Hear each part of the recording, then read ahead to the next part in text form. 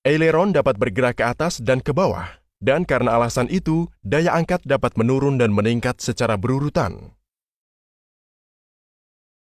Di bagian ekor pesawat, Anda dapat melihat dua attachment, kemudi dan elevator. Anda dapat mengontrol gaya vertikal di bagian ekor dengan menyesuaikan elevator. Dengan menyesuaikan kemudi, Anda dapat mengontrol gaya horizontal.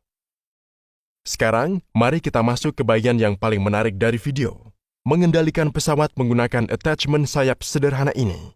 Mari kita mulai dengan bagian lepas landas penerbangan. Untuk membuat pesawat lepas landas dari tanah, yang harus Anda lakukan adalah meningkatkan daya angkat menggunakan berbagai teknik, dan pastikan daya lebih dari tarikan gravitasi. Pilot menerapkan semua dari 3 teknik peningkatan elevator bersama-sama untuk menghasilkan lepas landas.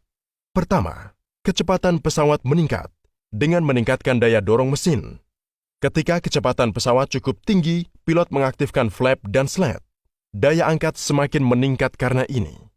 Ketika pesawat siap untuk lepas landas, mereka mengaktifkan lift ke atas.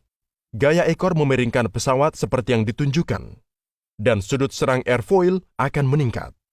Elevator tiba-tiba meningkat karena ini, dan pesawat lepas landas. Biasanya sudut serang dipertahankan sebesar 15 derajat untuk lepas landas. Dalam diskusi ini, kita membicarakan tentang dorongan mesin. Tetapi, bagaimana mesin mampu menghasilkan dorongan? Pesawat terbang modern menggunakan jenis mesin khusus yang disebut mesin turbofan untuk melakukannya.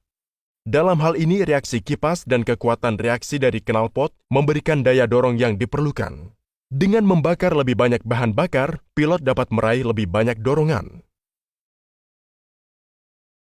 Bahan bakar pesawat terbang disimpan di dalam sayap. Setelah lepas landas, selanjutnya muncul fase nail dari pesawat.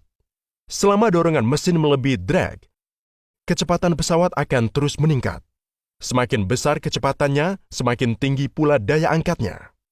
Ini akan menyebabkan pesawat naik. Ketika pesawat mencapai tingkat terbang, tidak akan ada percepatan atau perubahan ketinggian. Anda bisa melihat bahwa dengan kondisi ini, daya dorong harus sama persis dengan drag, serta angkatan harus sama persis dengan berat pesawat. Sekarang, mari kita bahas bagian yang paling penting. Bagaimana cara pesawat mengubah arah? Anda mungkin berpikir bisa melakukannya hanya dengan mengatur kemudi. Kemudi menghasilkan gaya horizontal, dan gaya ini dapat memutar pesawat. Namun, perubahan arah yang langsung akan menyebabkan ketidaknyamanan bagi penumpang, dan itu bukan metode praktis.